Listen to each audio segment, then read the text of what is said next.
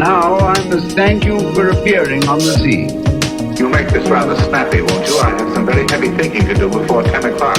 Well, then, let's get down to detail. Where do we start? I might come back and ask you some more questions. At least then he can't say the wrong thing. Truth. And Soul! Truth and Soul Incorporated, the New Zealand Advertising Podcast.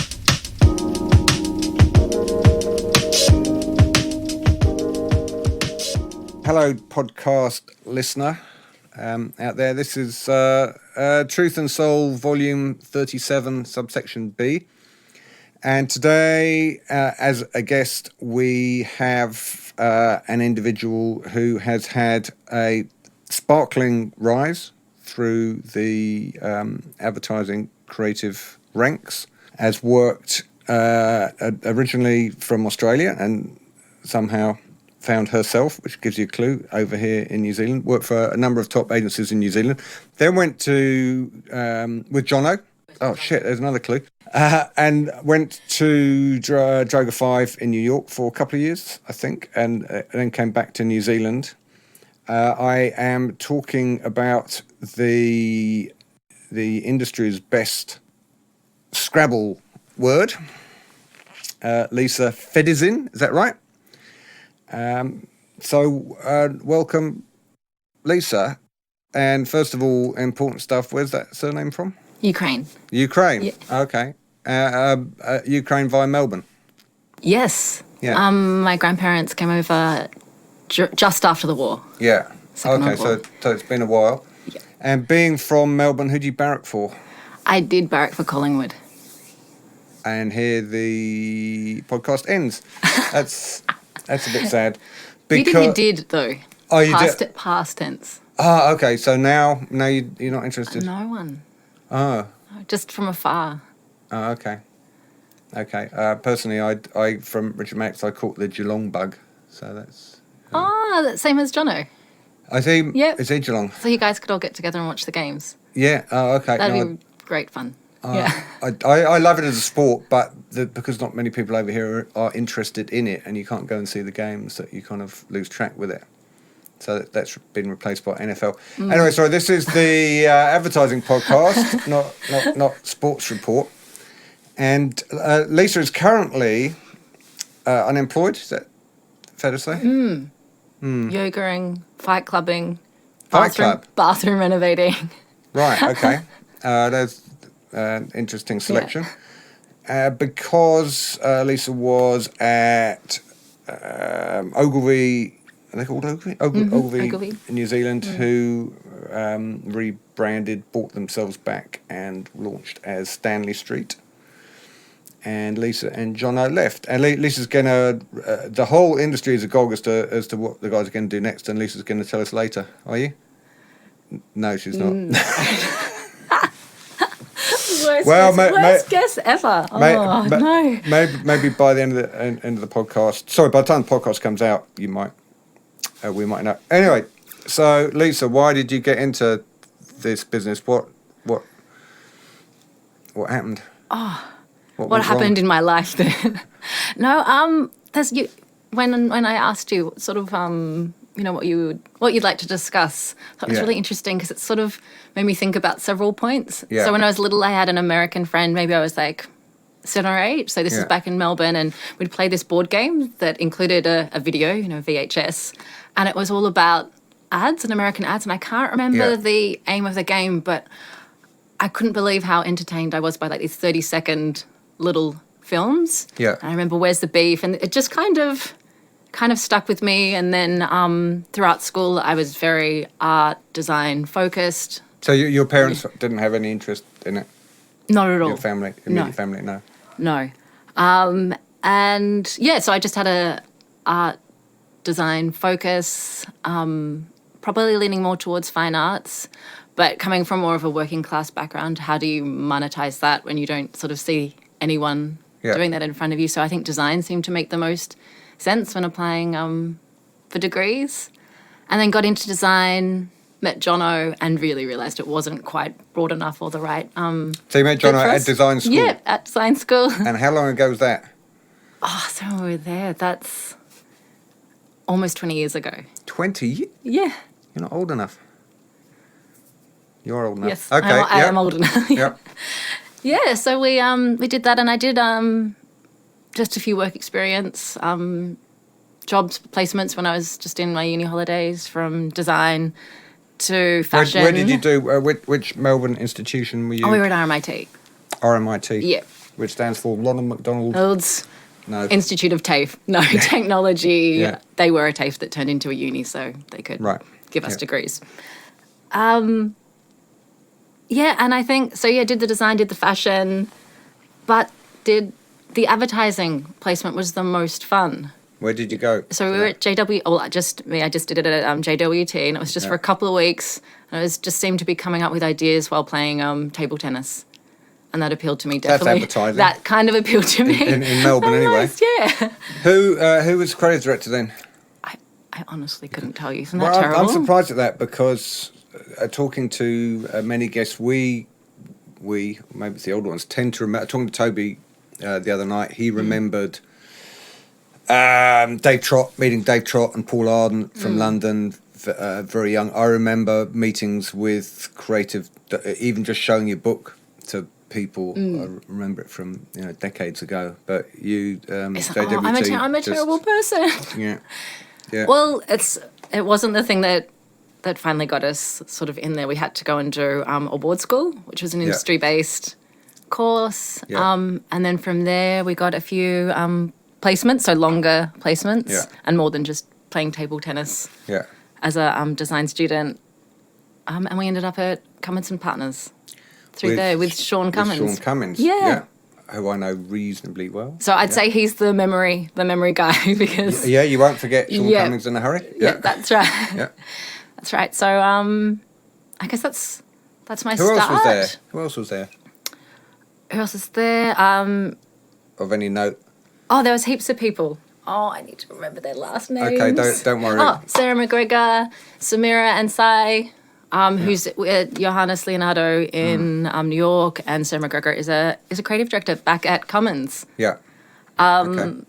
But I think, can I tell you about how we actually got the job? Yes. Because that's providing kind of... it's not libelous. That's great. I don't think it is. It sort of suits. We'll let our legal team look into this, but suits our start.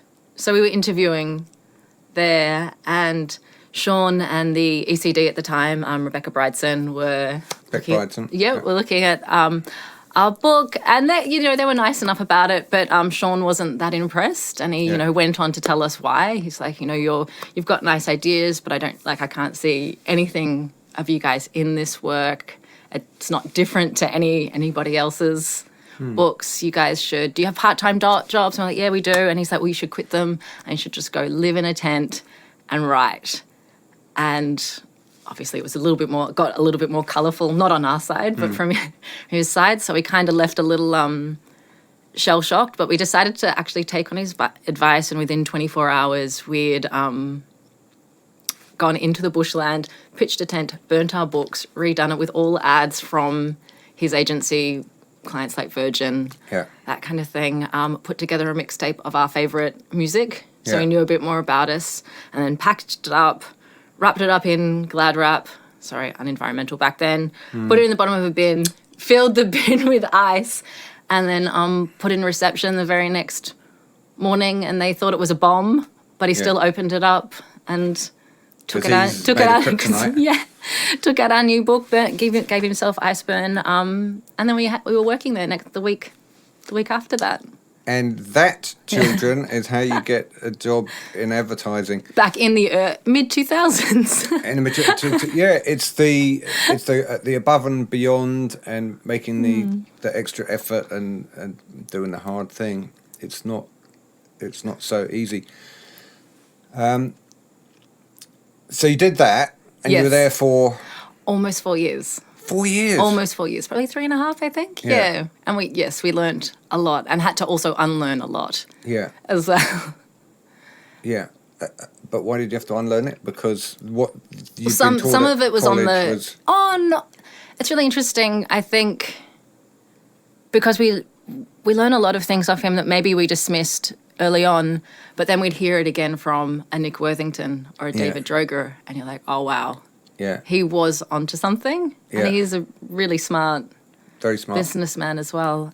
He taught us, and this is something that's really stuck and probably embedded our work ethic, if it wasn't just the bin, was the agency within an agency model. Like each team is really its own little business, and how you run it is up to you. So you do the hours that you want to do for your own agency, for your own work. And I think that just sort of reframed our thinking at a very young age. I hadn't heard that before, actually. I don't think, or if I had, like you, I'd ignored it the first time I heard it. But I can see that makes sense. Although the slight issue with that is that you become quite selfish, because you look at everything and you go, is this better for me individually or for us individually as a team, rather than is it better for the agency as a whole? Well, absolutely. And I think as a junior creative going up through the ranks, you start to work that out, I think, yourself. But I think the idea of needing to put that hard work in for yourself, not just for the work.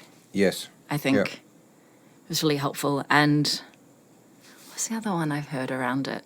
That you don't, and I think this is really true. It's not about necessarily being the smartest. It is who's going to work the hardest, I think, in terms of really pushing through on those ideas. And I think that comes over a length of time and it gets easier. But I think putting in that time at the start is really helpful. It's attitude, I think. Yeah. I've had lots of conversations with Richard Maddox about this, and that you can teach people how to do ads, but you can't teach them the attitude that they need in order to progress in the industry.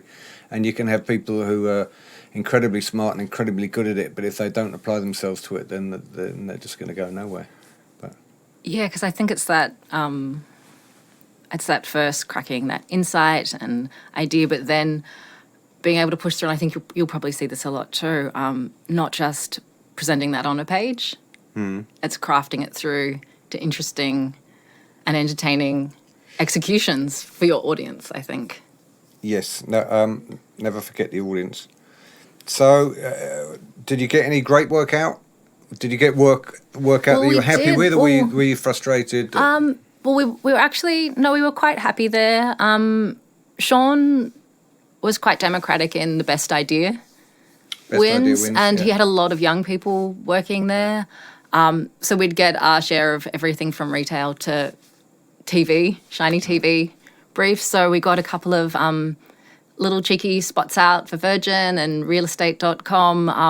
I think got us like Cannes finalists, which back in the day meant something, which was quite nice. And that allowed us to come over to Colenso. We just loved all the work we saw coming out of New Zealand as a whole, and that was quite... So how did you... So how did you see that? Through things like Campaign Brief and Award? I think Best Ads was there, and at that point, in the magazines, and you were just seeing, I think, bigger thinking, or what we felt was bigger thinking, because it wasn't just translated through film. It was an idea that could be pulled into everything from outdoor and ambient, obviously. Geez, ambient. I thought which when we got here, we're like, oh wow, this is much easier than we realised. Yeah. Not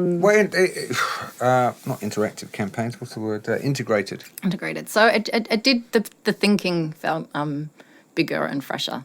So how did you get in touch with Maddox? I think it was a recruiter at that point. Yeah. Okay. Yeah. No, it was. It was a recruiter. Okay. So a recruiter was just looking around Australia for the a team for. Well, we were looking and they were looking as well. Okay. So, and I think it was the Geelong connection that got us over the line. That Geelong connection, it's a Geelong mafia. Always works. To New Zealanders who may not be familiar with the AFL, the Australian Football League, also known as Aussie Rules, it is an obsessive religion in Melbourne, and I would say far more than rugby is in New Zealand. For example, on a Friday night in Melbourne, if there's a couple of games in town, everybody goes to the games. You don't go out to parties or the pub. You go to the games. Whereas in Auckland, nobody goes to see the Blues on a Friday night. It doesn't happen. They play half empty. And Geelong are a kind of, they had amazing purple patch in the. Yeah, recently, they 'cause did. they They were a used to be little bit of rubbish, a. They and were then a bit of a Collingwood in terms of those big gaps of no Yeah. grand final wins for quite a few years, and then they. and a bit of a cult back. club from just Yeah. outside Melbourne, and they play. They're called the Cats, and they play in blue and white hoops. Anyway, digression. So Richard Meg's a big fan. Jono's a big fan. So Yes. that got you guys hired in Colenso. So Yes. how long were you there? I think almost 4 years. Yeah, it's that, Bit of okay, a- 4 year thing. Bit of a pattern. Yeah. I feel like you get a chance to work with the best people on all the brands, and I guess at that point in your career, then you're quite hungry to have new experiences and work on new brands and. So you expand your book. You didn't feel, because a lot of Australians are at least privately quite sniffy about New Zealand. They're like, they go, oh, it's a wonderful place for holiday if you like, if you like cold weather and fishing. But We're jerks. That's why. it's kind of seen as a like a lesser Tasmania. Well, from a tourism point of view, that might be true, but Yeah. from tourism living and is good, working, but- from a living and working point of view, I'll be honest. I think John and I did see it initially as a stepping stone. We loved the work, and we could track people like Leo's career Leo. and be like, oh wow. Yeah. But we got here. Is it Leo and- from Utica? Yeah. Yeah, who again, because he's not been, he was only in New Zealand for, I don't know, A hot minute, yeah. 4 years or something, but has left a lasting impression on people bumped up against. Hi, Leo. But I guess, so we were like, oh, that seems like a interesting path, one we probably preferred to, at that time it seemed to be there, or Asia, there needed to be a stopping off point before New York or London. But we got here and just absolutely like fell in love with the people, the work. We were working with just some of the best people in the world. Yeah. You know, from Rich to Wertho to Steve Cochran to the directors here, and the teams we were working with and against. I guess it just felt Against. well, no, because you are working on In competition, against in yeah. competition. I think that's probably fair at that point as well. It felt sort of crazy to go, and I guess once we got here, we didn't have that pull for quite a while Yeah, after that. yeah.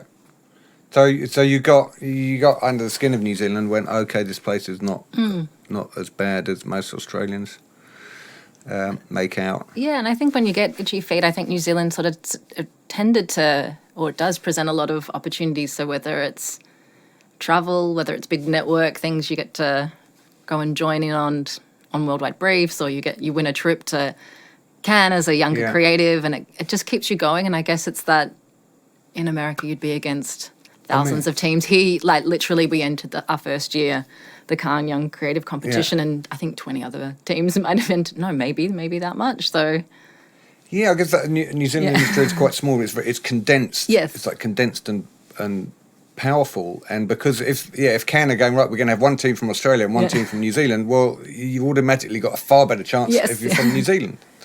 So I guess a lot of opportunities were presenting themselves, but the chance to work with just such brilliant people, why would we not want to keep going? Why would you with not? that? So how long? So Rich left after, because Rich went over to Sydney. I think it was only about a year. Yeah, and then Nick came in. Nick came in, yeah. Which what's the obviously amazing difference influence. between the two of them Besides the accent as creative directors?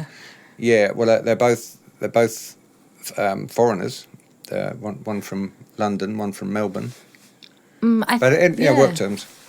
And it was a long time ago. I mean, we had so much fun with Rich, and obviously really grateful that he brought us over. I think he's got a very defined comedy tone. Yeah. So Hogan. that, Sorry, Rich. which we appreciate, Yeah. and so that was a great experience. And I guess at that point, you have no understanding of the inner workings of an agency in terms of why he was going to Australia and Nick coming in, and we just saw Nick coming in as a great opportunity to learn from Somebody else. another brilliant person, Yeah. which we just kind of dove into and forced ourselves upon him. So Yeah. And so for 4 years at Colenso, lots of, what was your favourite piece of work that you got out when you were there? I think one of the most fun pieces was the Nintendo Jam Session Sponge Cake Yeah. one we did, but probably a better idea was maybe the Read a Book at Work. Yeah. Okay. And that was I a do. fake website that looked like a spreadsheet. You could download folders. It was basically to encourage older New Zealanders to read again by pretending at me? work like they were not older in terms of not teenagers. Right, yeah. I guess make it a little bit naughty, and Yeah.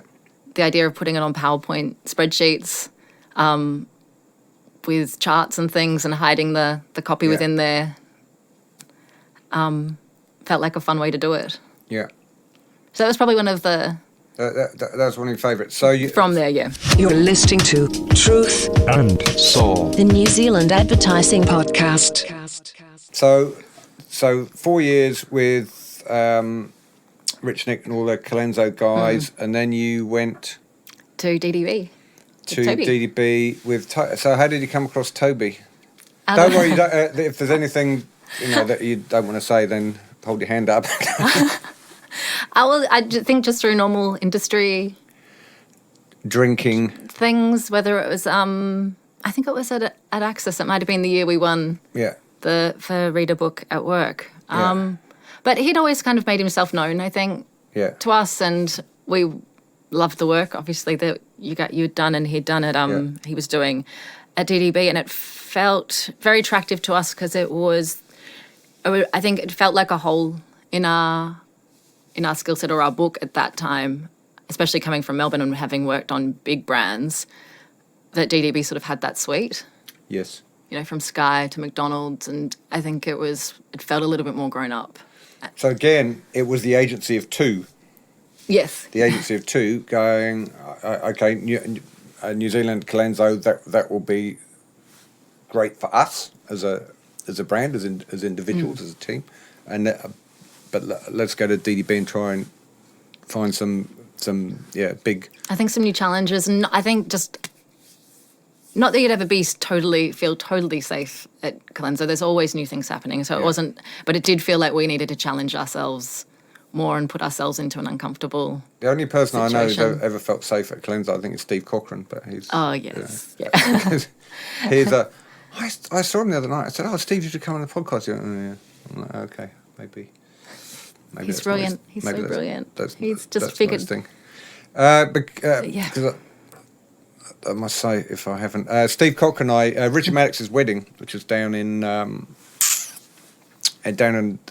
some mountain, some snowy place down south, and Steve Cochran and I ended up driving down together, and we were thought of as being the most taciturn individuals, and everyone's going, you're just going to sit there for 4 hours and not say anything. But we had a great chat.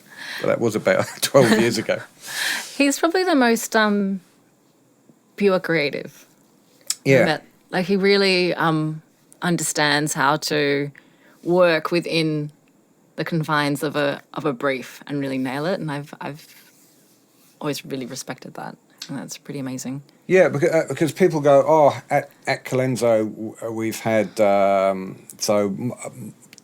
from the outside anyway. Mike O'Sullivan started the Colenso Creative Revolution, and then Toby came along, and then Rich came along, then Nick came along, then Levi? Levi. Yeah. Sorry, Levi. But Steve Cochran has been the one constant, and the engine room churning out, crafting. Wonderful work. He was actually he was telling me the other night, he was actually at the agency that Colenso bought out. Yeah, So he was actually even prior to that. yeah. I think it was. How old is he? He looks very 87. young. Yeah, 87, I heard that. Yeah. I don't know, and I know a number of people have tried to prize him away. He's always looked like that as well. He's like, So, he might yeah, be a vampire. he was as a baby. He looked 65. But. Anyway, so you went to so DDB bigger. When I was there, I said to guys, don't stop. There's no need to mess around with trying to eke out award-winning work from smaller clients. We have the best clients here. Let's do that. At the time, Sky TV and Volkswagen and so who? You had Lotto. Yeah, so we worked across Lotto, a little bit on Sky. Yeah. McDonald's as well. Oh, sorry, Macca's as well. So, and I think it was a really good place for us in terms of, just really putting that quality layer into the work. You're listening to Truth and Soul. So you like working at DDB, you got into bigger brands like Sky, McDonald's. Sky, McDonald's, Lotto. Yeah. Yeah, and I think just really appreciated bringing that higher idea layer to bigger brands. Yeah. Yeah. What was your favourite piece of work from DDB years? I really, weirdly enough, I really enjoyed the challenge of Warnie. The Warnie chicken campaign. So I did some work with Warnie in Melbourne, so I'm going, you went to Melbourne, but yeah. The idea of, chicken being so tasty it sells himself, but we were given him as a spokesperson. Yeah. And it was a brief that had gone through Australia and New Zealand, and no one was cracking it because we've got this new chicken range that we're going up against our competitor with in summer and cricket and Warnie, and it's like, oh my goodness, all these things. And we finally managed to get just the New Zealand office. We managed to get on the phone to the client and say, so you've got these three elements. You've got the chicken, you've got the cricket, and you've got Warnie. What's the most important thing? And they're like, well, the chicken, and then the cricket and the Warnie comes later. So it it wrote itself after that. Yeah, I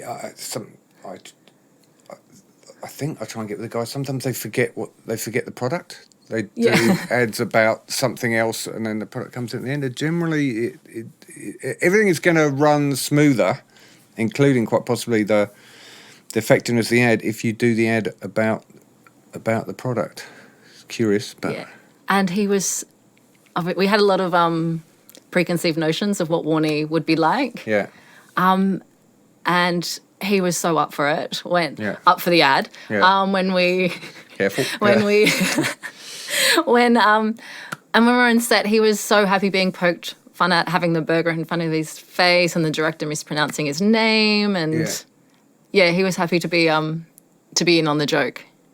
Yes, I think he's done a good job of transitioning to kind of the commercial area and the idea that he has to be funny and almost a caricature of himself. He kind of is. But so that was a tough one, that one. But the one of the best bowlers the world has ever seen. Cricket fans out there, to my point of view, revolutionised. And also cricket. Texters. He's really good at texting. We would see him on two phones at once. That's probably stems from his ability as a wrist spinner to control the flight of the ball, and it transferred itself into texting. Who knew? There's a tip there, kids. Yeah. Cricket and texting. Yep. So, thanks. DDB, 4 years? Yeah. Almost. No, 3 and a bit, I think it was. 3 and a bit, yeah. The 3 and a bit year itch. Yes. And you went to... So you were there under... Toby got you there. Toby got us there. Is that when Toby buggered off to... He did bugger off. He did, didn't he, to London? Off. Yeah. And then we worked with Andy Fackrell. Yeah. Which was also a really great experience as well. I mean, I think John and I are always interested in learning from other people and what the work they've done and kind of, I guess, how we can take that on. I guess, that's our approach. And we did some work under Andy that we're really happy with as well. From we won a Westpac pitch with him and did more grown-up work there. But then we also, on the other side, did a campaign for equal pay as well. Pardon? For who? For YWCA. Equal pay. Yeah, for equal Sorry. pay. Yeah, for pay Sorry, quality. Melbourne accent coming to there. So, yeah. It's funny, we in the Dentsu network, we had a creative directors get together and we'd look at some work, and someone in the network had done basically the same thing of getting men to pay 10% more for something, and someone pointed out, I'm so stoked when I see that redone. See someone copying your ads. I almost think, but I wish I could. I think if we were a little more selfless in advertising, I'd love the idea of setting that idea up in all organizations around the world, just being able to take that as a kit and use it. But you regardless. felt I'm happy when I see that, because it's not for me, it's for everyone. But it not justified, but it made you go, yeah, that was a good idea, and I guess in that case it's for public good. Yeah. But what about the case so we did what was it? Pizza roulette. I don't know if you know that. Oh, I love that with the chili. Yeah. So we did it for Hell, and then Doritos, the American. I quite like to eat them, but I don't think they're terribly healthy. But Doritos copied the exact same thing and did Doritos roulette, and they have a bag of crisps, whatever they're called, with like one extra hot in it, and they even called it Doritos roulette. And you go, that's exactly the same idea, and. I think it's tougher when it's for brands. It's definitely tougher, and we've noticed that with our own work here, and it seems to be worth a bronze somewhere in the world when we do it here at the level of budget we've got, and then you will always see it as a gold somewhere else. I think it justifies it. Yeah, you had a good idea. Yeah. I just trying to see it as a glass half full situation. Imitation means the sincerest form of flattery. So that's okay. But in terms of, I think, any work that's for public good, I'm more than happy to see that work repeated time and time again. It's happened with the Blob, which you actually featured in, which was a piece of work from Cleanso way back. I'd seen that maybe just only a couple of years ago. Sent to me by an account person who actually was on the Blob job. She was quite annoyed, and it's like, oh no, not really. That's if that's helping. Yeah. Awards are another thing, but if it's genuinely getting awareness, then I don't really see the harm. Was I on High Techs? This was at Vulcan Lane. Yes. Vulcan Lane off High Street, and I was walking to work, and there was all this hoo-ha going on, and I just wanted to get a coffee and go to work. And you were going to be put on an award board, whether you liked it or not. Was I? Oh, jeez. I didn't know. I think we took much glee at that time. In that, yeah. But going back to so it's for public good rather than commercial gain. This is something that I've had.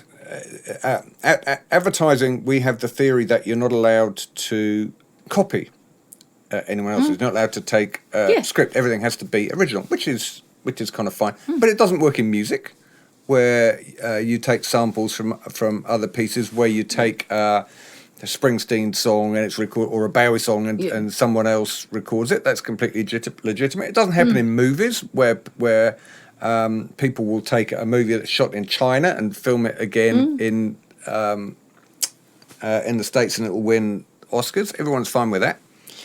But for some reason in advertising, we can't do that. But I agree, in public service, if someone has a campaign, that say road safety campaign, that has a fantastic effect in the country where it's made, why on earth would you not take that and take it into another country? It's not ours. It's for everyone. But people don't do that. They always have to invent the wheel. Well, I think the road traffic authority in Victoria obviously sort of set the scene, and I think it was Sweden as well 20 odd years ago that kind of set that sort of disaster tone that was successful for quite a while, and then that was repurposed. So I think there are other people who override advertising strategy, which is good for the public. Yes. And then obviously Dumb Ways to Die, I think that was bought by maybe a Canadian. Was it? Railway, or maybe Road, but they actually bought the idea and so repurposed it for whether it was road safety or rail safety. I'm really? not sure. So they took the video and they changed the lyrics? I think they redid it, but the concept. Okay. Yeah, so there are there are cases. And that's copying. Well, it's if the object of the communication is to try and stop people from killing themselves on trains, and this has been proved to do that, why not use it?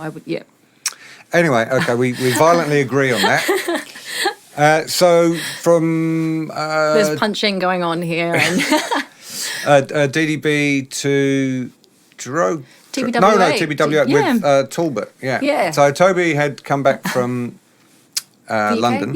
Yeah, and he went into TBWA and thought that if he got you guys in, it meant he wouldn't have to do any work because you'd do it all. Well, we were quite happy with that. Yeah. Toby gave us our first CD gig. Yeah. At TBWA, and I think he's always given us a little bit of room in terms of to lead and sort of elevated us where he can. I think so. We learned a lot from him. Yeah. We were quite lucky, I think. Yeah. Yeah. In terms of like why we moved, we knew we loved working with Toby. Yeah. And I think, the move from DDB, I think we loved our time there, but I think we'd felt like we'd definitely reached. Well, you've done your 3.5 years. I'd done my 3.5 years and had to go. So that's not necessarily justifying my leaving, but we did feel like. So it was really for the person rather than the agency. Well, I think so, and I think as a network, they were quite a quality network as well. TBWA. Well, bear in so mind all three of them were in BBDO, DDB, and TBWA, Omnicom. all in Omnicom, Yes. and whilst all of them were good, TBWA was probably not the best of the three. Oh, Giant Day kind of held it up, don't they? No, yeah. I mean, they're not WPP.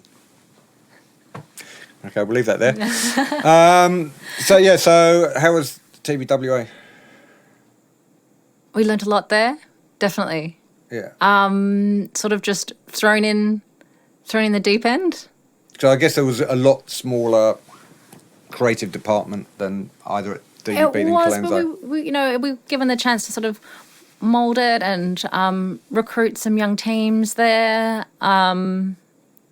do some interesting work. I think it was quite a competitive because it was a Wyburn TBWA at the time. Yeah. So Melbourne, Sydney, Auckland. Yeah. Which was good. So it did feel bigger in terms of having then your ANZs and New Zealand tourism, Did you but have also quite competitive at that time as well. Was that Matty and Dave? Were they? Yeah, at Sydney. Yeah, so we'd work with them occasionally, and that was always a good experience too. Yeah. Top guys. Who's Melbourne then? Paul. Wyburn. Paul. So it's Scott Wyburn, but Paul. Oh my God, my name. Somebody called Paul. Someone called Paul. He's really good. And Andrew Scott was in. He was in Melbourne. He was in Melbourne. So from you're at Wyburn's TBWA for 4 years. No, Not the whole. I think it was. Yeah. I think it was maybe 2 years. I think that's when we got to our point of we really want to go overseas. Yeah. We need to. You were overseas. We were. You have to leave the Antipodes. Yeah, if we were not going to do it then, Yeah. we wouldn't. We felt like we'd never going to do it, and obviously you realise later you can do it at any time you want. You got a great book together. It felt we were ready. You're listening to Truth and Soul. the New Zealand Advertising Podcast. So how did that come about? How we ended up at, well, it was really interesting. So when we were at TBWA and we were like sort of sniffing around UK and America and finding it really hard. So through headhunters or you contacting? Through headhunters, we were finding that quite tricky to get in. And really, because a lot of people from New Zealand, it's often feet on the ground. People go up there and bang, they get jobs. Well, that would have been the smart thing. Yeah, to do. In hindsight.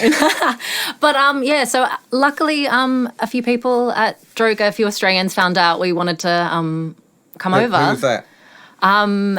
Nathan. Oh my goodness. Somebody called Nathan. Nathan, who now runs Hawke's Beer. He's amazing.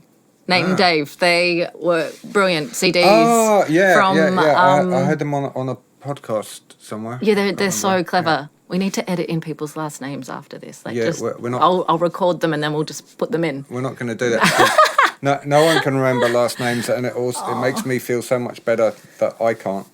Yeah, so he found out that we wanted to come over, and Droga had this brilliant recruiting system where you'd get quite a good percentage for getting people in. So instead of using headhunters, the creative department became the headhunters. But seeing as Droga 5 were among the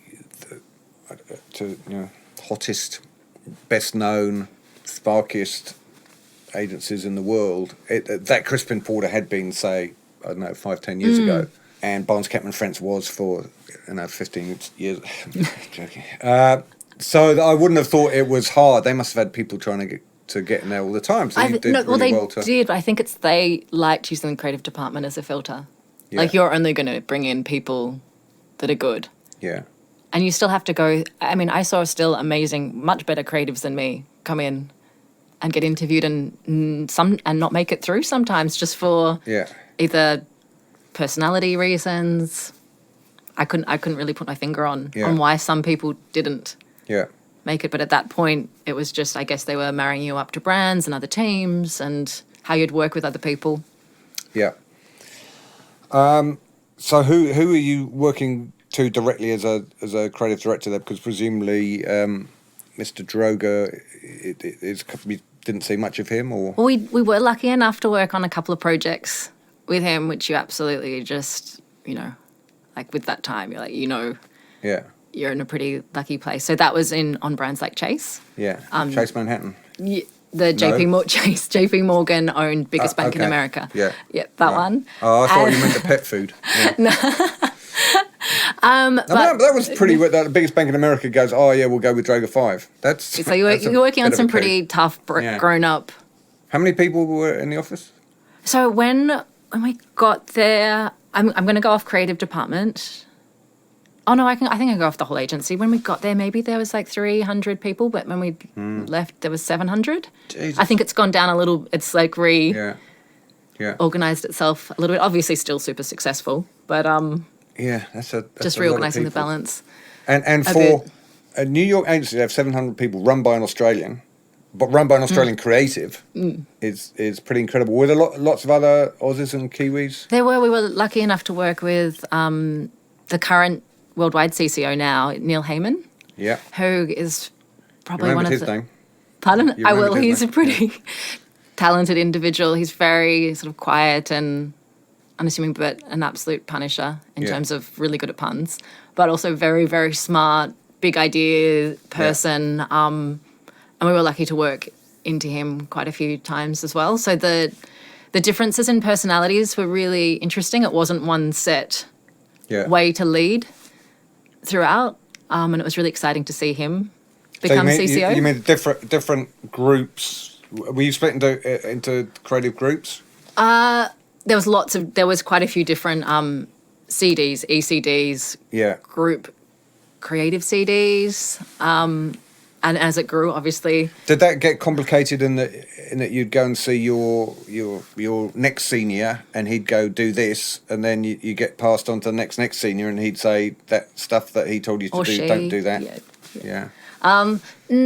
Yes and no, because it was very project-based or client-based. Yeah. So you'd be set up on a client potentially for 3, 4, 5, 6 months. Yeah. And then could get moved to refresh it, or you're more suited. They'd call it casting there. They actually have people casting creatives to different, or teams to different projects, dependent on their book or personality or who they'll work well with. So we got a really broad experience there. That's what a creative director does here, but I guess you have a more manageable group, number of creatives. If you've got, I don't know, 150 people, you might not know the strengths and weaknesses. Yeah. Okay. So in terms of those experiences was super broad in terms of who we worked into, and I guess, and sometimes there was swirl when maybe you're working with less experienced people, But Yeah. then when you were working into like sort of like I guess Neil or Kevin Brady was another one. They were really, that was just really. a name that Lee said. Why am I remembering their last names now? Just super sharp. So that was a wonderful experience in New York. How did you like New York? I loved New York. I think you go. I think Australians and New Zealanders generally have quite a good work ethic. Yes. And that's why we're loved over there, and hired. Was sort of worth the effort. But being in somewhere like New York, it gives you that almost that work-life balance rather than that work balance, because you'll work insane hours, but there's so much life going on right outside in front of you that it's not, you don't have to go and find it, which I think I really, really appreciated. Yeah, I think personally I'm too old for that now. I think in time, I'm into gardening and dog walking. That New York doesn't really appeal, but it's an extraordinary city. Dogs. We were able to take dogs into. Billy was with me at the agency. So Almost every day. There were dog parks everywhere. So the dog thing is taken care of in New York. She came with me. How did that work out? Sorry, listeners, this is important. We're gonna if you're going to take a dog to New York, you need to know what to do. What do you do? That city is totally set up for Yeah, what about the aircraft? So you pop them on the plane. They come over in the seat. No, they don't. They're in the they're in cargo. So you have to have a dog that can handle cargo. It can't be a flat-nosed dog. What was they keep running up? No. Yeah. The breathing. Yeah. And she just absolutely loved it. She came. So do you tranquilise them? Because I heard that you No, don't. you don't. Yeah, No. you don't. Because No, if you you listeners, this is useful. 'Cause Don't if you do that. tranquilise them, they're like fine for 3 hours, and they wake up and they completely freak because it goes the other way. She ran out with a massive smile on Really? her face. She was stoked. I took her to Miami on a little trip to LA and took her to Palm Springs. So she's a little traveller. Yeah. She did well. She was able to go on the plane on those ones, so she didn't have to go in cargo. I was sure that I was on a flight to either to LA or from LA, and that Ozzy Osbourne, because I saw this little old woman turn to be Ozzy Osbourne with a dog Yes, you would have. in business class. I thought, I didn't know. I didn't know you were. But Billy looks like a small dog because you can put them in a certain size bag, but she has these long legs, so Yeah. you can kind of. I don't think I could. I'd do that to my two. But New York was great experience. Yeah, brilliant. And just having that, I think, all different influences, and obviously people, creatively, but also art, just all around you, and just general life experience around you. So why did you come back? Well, If it was so wonderful.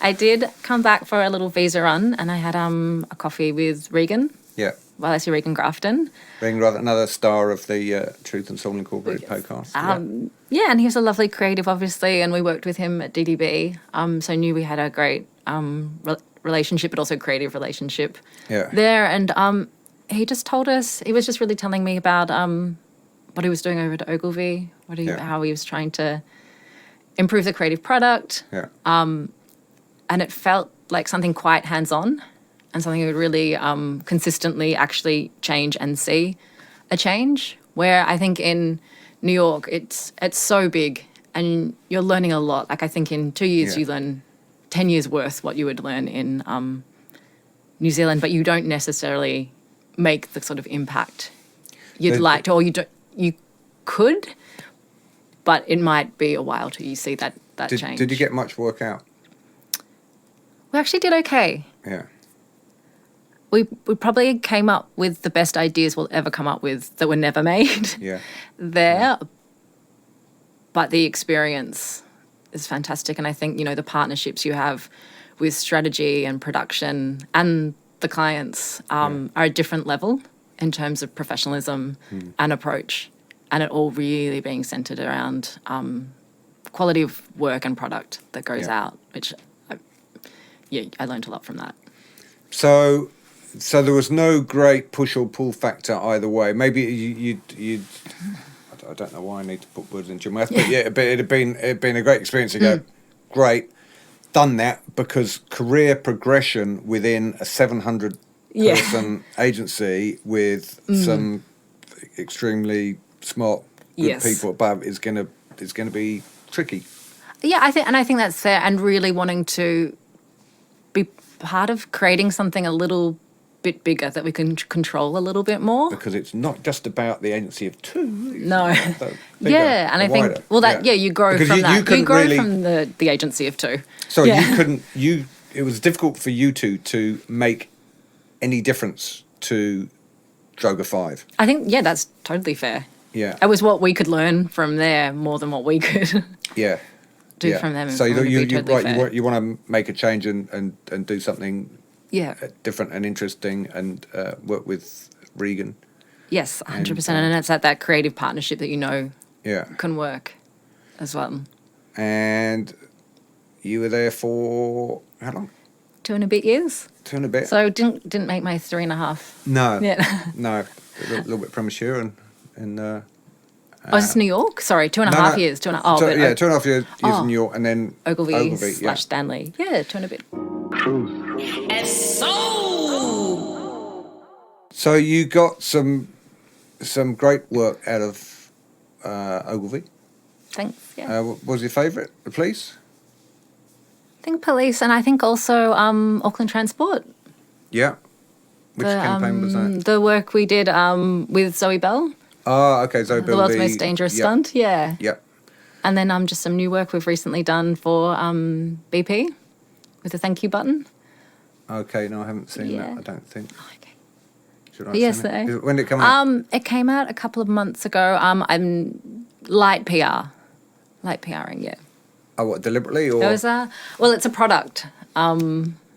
It's actually so they were launching their Everyday Brighter proposition, Yeah. which it's like a worldwide platform. Yeah. So how are we going to really, embed that in Yeah. New Zealand? And we wanted to actually how are we going to really make people's time on the road brighter in New Zealand? And, we're quite... Podcast is how you do it. Yeah, exactly. Yeah.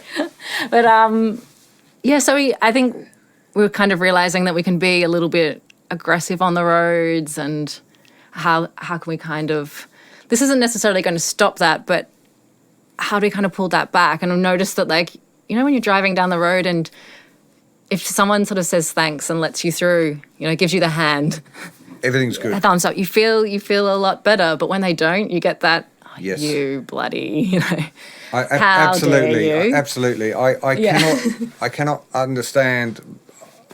Maybe people are just so obsessed in their own little world in the car that they just drive on through. Because they don't look like unpleasant people, but they just don't see you. But I always give them an extra big wave. Yeah, don't you feel better with that? The No, wave but and- if they come past and they the other- don't wave, I wave at them.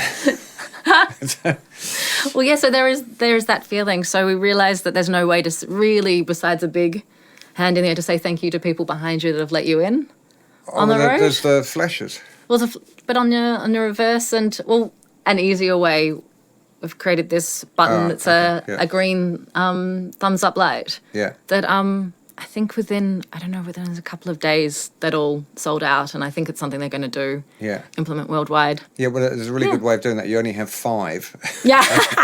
And you buy them. And they go, they're sold out. Unbelievable. Yeah, that's just... So that was probably some one agencies have used that before. Oh, we would never do that. Yeah. 12, was it? 12, maybe 24. Yeah. Come on, double it. Good, so that was a more recent one, but yeah, obviously the police work to be able to make such a big impact on that organisation was really rewarding, and I think also then the flow-on effect it had for the branding around Ogilvy as well. We were quite proud of. So I'm guessing that you had a great client at the police. An amazing client who could recognise that idea was going to shift perception for them and talk to an audience that they hadn't been able to reach, and they had such numbers of a much broader range of people they needed to reach as well. Really tricky numbers. So that was Karen Jones. Karen Jones, because I think that if anything, this podcast should be about supporting great clients. Yeah. Yes, they're the gatekeepers to the great work. So she's very well done. really clever lady and an amazing team. Jane Archibald, Helen Flannery, Paul Halford, they're continuing. And I can remember all their names because we work with them all so closely. So. Because I can imagine that there's so much organisation that has to go into getting, and there's so many people who oh no, you don't, you can't do that, or this is implying that, and no, that's going to be dangerous, and no, a policeman would never do that, and all that kind of stuff, all the reasons not to do it, and you have to have a very strong client that goes, nope, we're going to do it because it's going to be great. And there was a lot of, the idea was it being an entertaining recruitment video, so the idea of turning a recruitment video on its head, but there was a few iterations before we got to it being that singular police chase made up of... So originally it was an unentertaining... It was very video. boring, yeah. It was very, very dull. Yeah. But I think that's just, still keeping a big idea, but knowing you need to keep going back. And there was so many rewrites. And there was a lot of feedback. Yeah. But making sure you keep on to that quality control. And I think because it would come so freshly from Droga, it was that harder nature. Like, it's not, we've had a loss because they've given us this tiny bit of feedback and we need to change this scene or copy. It's like, okay, so we'll rework that and rework it. And I was going through some old scripts the other day, and I think we had maybe 20 scene changes potentially on that final one. So it's not here it is and we go and make it. Yeah. Which can be frustrating. On the other hand, it can, every now and again, you go, that makes it better. So I think so. It was a true collaboration as well. I know we shy away from that, but I think if you're given the space to come up with a great idea and keep the big ideas purity or what makes it great, then opening yourself up to, I think it's the joy of what we do, isn't it? Like, come up with great ideas and then work with other joy. So interesting people. If you have the platform, the lump of granite in the middle that is a great idea, then you can build onto it. So great time at Ogilvy, got some great work out, and they rebought and changed to Stanley Street, and you went on to do something else. I think from that experience I was talking about, the time to keep going back and make all those changes and keep the work's integrity. Yeah. That was something that I think we held on to and maybe brought into the agency a little bit as well. Yeah. But it felt, I guess, like maybe the freedom to do that was potentially, or that working style maybe wasn't being appreciated anymore. Yeah. Yes. Because it is a particular style, and it's maybe from a profit point of view, it's if the model isn't set up in that way, it makes it harder to see a way forward with that approach. Yeah. So now I'm sensing, Lisa, that you're not going to tell me and our listener what you're up to. But could you answer, do you know what you're up to? Have you got something to be up to? We're having a few chats with some interesting people, and that's literally what we're doing. Having some discussions. Okay, we'll leave it there. Now, so that's career progression. What I wanted to ask a couple of things. You are convener of judge. What are you, president? I'm convener of the Axis. And you're going to be on one of the juries, right? I don't know about that. Well, no one's asked me, but I have turned it down in the past. But maybe it could be a good year though. Next year, it's the 40th anniversary. 40th anniversary. Yeah, which is a pretty good one to be involved with. Of me in the industry, no, not quite. But that looking forward to that. I'm really looking forward to that. When is it? That's in March. Yeah, so judging in February. And when does the call for entry? Call for entries goes out this week. Right. Oh, okay. All right. Well, I'll look out for that. You're listening to Truth and Soul. In your time, you are very driven, I sense. Yes. Yeah. Where do you think that comes from?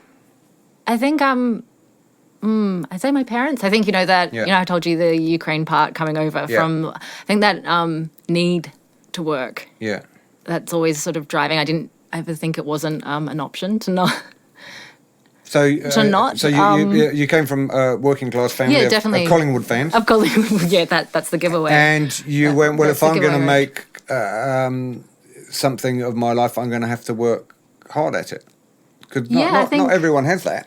Yeah, I think that's just general drive, but also so that's definitely that's a background, I guess.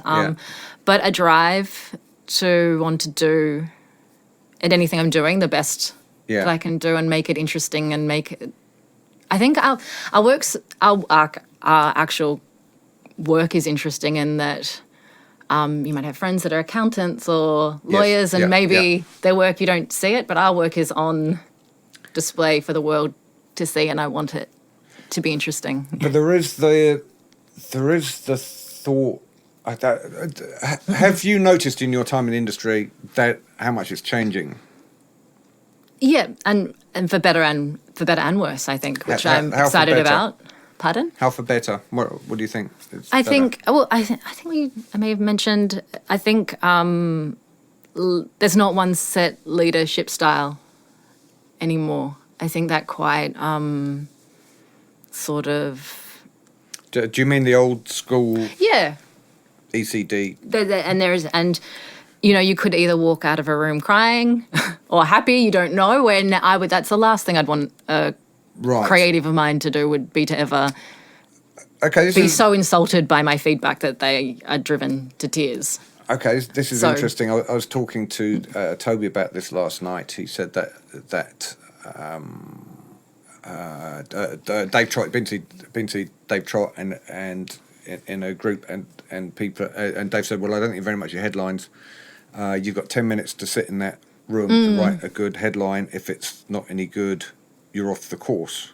And I said, well, is that bullying? And I don't know if it's good or right. I know it can work, and that is maybe how old school creative directors could be. And I'm quite sure that there are people who in my time have left my office and cried because they've told me. The question is well, there's two things. It is talking strongly to someone a legitimate way of being their boss, and I would say that on a couple, certainly some of those occasions, them crying was more about them than about me. As in, someone comes up and goes, I've done this. What do you think? Sorry, I don't think that's very good. Oh, but I think it's wonderful. Look, I'm sorry, it's my job to go. It isn't, and I really don't think it is. So you're going to have to go away and do it again. And they go away and burst into tears. I've probably got a two-part answer. Yeah, okay. To that, I think that style. I actually really appreciated that style, like that. Go again. I want to see 20 more ideas, guys. Yeah. In no amount of time. I think that's the training that you actually need. But this conversation might be at, and it generally wasn't from me, but certainly from some creative directors, that conversation might take place at 6:00, and I want to see a whole bunch of new ideas at 8:30 the next morning. Yeah. Oh no, I've definitely been. That's definitely part of the way we learnt. Yeah. And I have no issue with that. Maybe it's part of the unlearning, but we may have had some feedback also close to that time that our boss had found out that Jonathan had been at a party the night before, and as a junior creative, how dare you? And so then we received the feedback on the back of that. So that's when we get into that's where it had to move. It had to move away from that. I have no problem with like that fast turnover training. I think there's a very clearly defined bullying, not bullying. And asking people to do better, I don't think, is bullying. Yeah. We're getting a little bit, I think, lost in what bullying is and isn't. When you say we, do you mean you and me? This the conversation? bigger we. I right. think maybe the bigger we, but it's. Yeah. I don't think it's ever bad for us to even reflect on our own management styles, creative management, and how what are the better ways to get work out of people. We really liked Nick's approach. He would not acknowledge any of our bad ideas or ideas he didn't like, so we'd go in and present 25 ideas, and we usually would, and he would just pick out the ones he liked, and then we'd concentrate on how do we make those better. So you bloody better make sure you've got a couple of ideas he likes in there, so that's probably more the tenacity and the working hard. But we found that a very effective way, especially when working with younger teams, is not to, if they ever wanted to talk about some of the ideas that didn't go through, we would, but we would really lean into the ideas that work and why and how can we make them better. And they very quickly move across to to that space rather than regressing back to the work that doesn't work. I had for better or worse a 3 strikes rule. I think absolutely a team comes in with 20 ideas and you go, right, these 3 are really good, I'm not sure about the others. If they come back the next day and you go, actually, we were thinking about this one, we really, really like it. I go, yeah, absolutely fine. Look at it. I see your points, but I still don't like it. They come in the 3rd time and do it. That's when I might be a little short, perhaps. But But I think that's but again, that's still okay. Where are you? No, but I mean, I where's the worry coming from? I guess in terms of like genuinely. Is this a whole approach that we need to take to get the best work out of people? Are we having to kind of rejig? Well, it's a societal, cultural. There are certain practices that take place within the creative department that I would say are quite unusual to the workplace. And the question is it good? If you look at sports a coach going, mate, that's not fast enough. You've got to do it again if you're not running so and so. That's how you train to be a professional athlete and are winning. They don't say, well, never mind that 12 seconds. Yeah, we'll leave it at that. Yeah, see you Friday. See you at the pub tonight. That's not going to cut it. And it is. It's a competitive, very competitive world in the team of 2. Anyway, let's leave. And I'm no, let's not. I'm in agreement with you though. Yeah. It is violent agreement again. It is. It's such a super interesting area. Like if this next generation isn't responding to that feedback, how do we get the best work out of them? But also maybe the hunger, or are they questioning the way we approach advertising altogether in terms of deadlines, in terms of career progression, in terms of where they end up. Yeah, that works. It has all moved. So yeah, but it's generally in life. Like for me as a kid, I had very little assistance from my parents in anything. If you wanted something, you had to go and do it yourself, just about. And I'm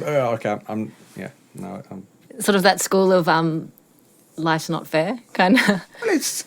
Well, does that great make lessons you, from Sally Fedyszyn. Does that make you a better or worse person? If I sat there and been spoon fed by my parents, and would I be a better person? Couldn't be a worse one. I'm joking. I think I'm in agreement again. Yeah. Okay. Let's. Yeah. That couldn't end up down the rabbit hole. So, as one of the leading female proponents, creative directors in New Zealand, how have you found that? Have you seen that you're treated differently, or do you feel that's been held you back, or no? Day to day, or well, in your career, if you look, I mean, there may have been some incidents where you go, I'd rather that person didn't do that. But do you felt that you've been treated differently as a creative? I mean, yeah, there's not one female that hasn't had situations in her life, career that have been negatively impacted by her gender. I think that's probably quite universal. But and I'd mentioned this to you. I've been quite, I think lucky to work in agencies that have been pretty close or have had been creative departments that were pretty gender equal. Yeah. But in terms of, I think where you start to see it impacted is that casting, is where the briefs come in, and they do tend to, some of those more like, I think especially when we're starting out, those sexier briefs potentially not going to female teams. Obviously I was in 50-50 teams, so there was benefits and negatives to that. So we've sort of definitely seen that throughout our careers. But I think our approach has been to every brief to try and find the gold or the good work or the great idea, because that's what you're doing every day. So I would see, of course see it every day. Saw it Really? Just recently, you know, it wasn't. There have been some highlights, of course, but there's like everyday little micro things that happen. So whether it's having things over-explained to you, I talked to Jill Brinsden yeah, I heard that recently. That's great. Did you listen to that? Yes, brilliant. Well, on LinkedIn, I don't know if she was joking, but she said someone said, "Oh, that was that was great. How was the experience or something?" And she said, "Oh, it was fine. There was a little bit of mansplaining, but not not more than I'm used to." And I thought, is she joking or did I do it? So you listened to it. So what did I say that was wrong? Just so I know. Oh no! Don't make me. If something. I'll go back through it and I'll let you know. Email. Yeah. And okay, so what have I committed errors in this conversation? Absolutely not. No. Phew, great. So Lisa, why do you think there are generally less women in creative departments? Oh, from my experience, there's not as much. Yeah. It is pretty 50-50. It was at Stanley Ogilvy. Obviously, I could take part in the recruitment there. Yeah. And at TBWA, it was a little out at Droga, probably out of all the agencies, surprisingly, that's probably where it was. Not like massively, but it was a little more male there. And then DDB, a little bit more male, but I think pretty close. And I think that's probably, due to you and Toby, obviously, getting the best creatives in that you can, and then Cleanso as well. So I actually haven't really had that experience. I think probably it was a question of, when they do life things like have kids and balance that craziness of creative career. But now, obviously, there's a lot more, I think, understanding for parents of, parents being men and women in creative departments and creating flexible working hours. Jono will always go home earlier than me, but he'll be up late at night doing work. So, you make it work. So circling back around to the more women, maybe there was, when I started, there definitely wasn't as many seniors, and I don't know if there was an ECD in New Zealand when I arrived here, a female ECD. Happy to be corrected. But at that very time, but obviously, coming up through the ranks, there's brilliant CDs and ECDs at almost every agency in New Zealand now, which I'm so excited about. And obviously, doing the juries for Access has, showed me how many brilliant women there are in New Zealand advertising in much more senior roles. Well, we've actually at BCF Dentsu got Bex Radford coming back from. Fantastic. Did you ever work with her? No, I didn't. Yeah. No. Coming in from Amsterdam shortly. So brilliant. So So there's a new generation bubbling under, and the likes of myself, Toby, O'Sullivan, Rich, Wertho. Kind of move on a bit. Well, you've all, I think, to your credit, you've all taught us and brought us all up from, Natalie Knight, Maria Devereaux, Kim Regan, Beth O'Brien. There's so many. Yeah. Oh, Bridget Alkema and Emily down in Wellington, and Crystal at Saatchi's. I could keep going. Sorry. Bridget Taylor. And obviously Bridget Taylor, who was the first independent founder? Oh, not the first, but obviously. Yeah, but. Sorry. Yeah, I don't know. Yeah, maybe. But she's obviously doing really, really well. So. One last question. Sorry, because I'm going a bit. So you work really, really hard. Is it? How do you feel about your work-life balance? Do you feel that the amount of time and effort that you put into your work is balanced by stuff that you do outside? No, it's not. So you genuinely, it's something I've got to. I do have to work on. That's myself, though. Yeah. I don't need to apply that to anybody else. No, you need to do what's happy, but I think that the hard work that you have to do for your career to get in, to make a name for yourself, to get great work out, maybe you can't do that for ever. And, like maybe if I'd retired instead of resigned, I'd be okay. But no, genuinely, I think it's so important. Your work gets better the more of life you let in as well. And that's something, obviously, I've noticed over the years. So it's something I'm going to keep working on. Yeah, okay. All right. Yeah. Well, on that note, Lisa, I'll say thank you so much for coming in and talking. Oh, thanks so much for inviting me on. Thank you, Lisa. Thank you. You've been listening to Truth and Soul, the New Zealand Advertising Podcast. Okay, list of credits. Thank you very much to this week's guest. If you liked it, drop us a line, paul@truthandsoul.co.nz. Thank you very much to everyone at Franklin Road, Jonathan, Cole, the Wastrel, Shane, Vanessa and Gracie. Otis, who did the logo, and Matt Stalker, who's going to play us out. Thank you.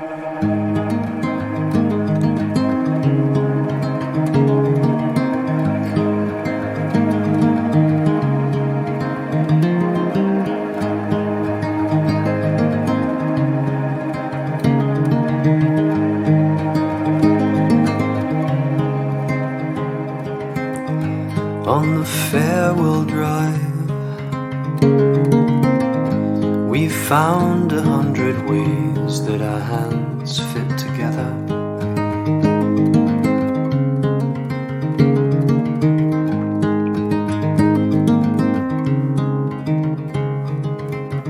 Centrifugal force pulls us apart as we spin.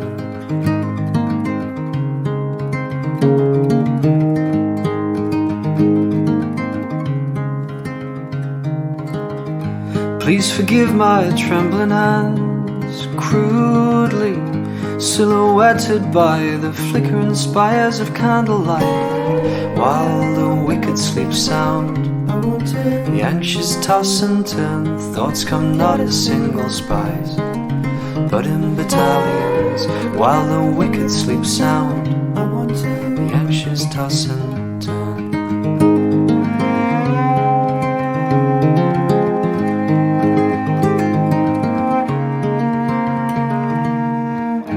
And it's at times like these that we understand our Father's fascination with dendrology.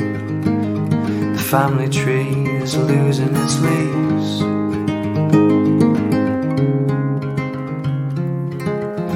Please forgive my trembling hands, crudely silhouetted by the flickering spires of candlelight, while the wicked sleep sound, the anxious toss and turn. Thoughts come not as single spies, but in battalions, while the wicked sleep sound, the anxious toss and turn.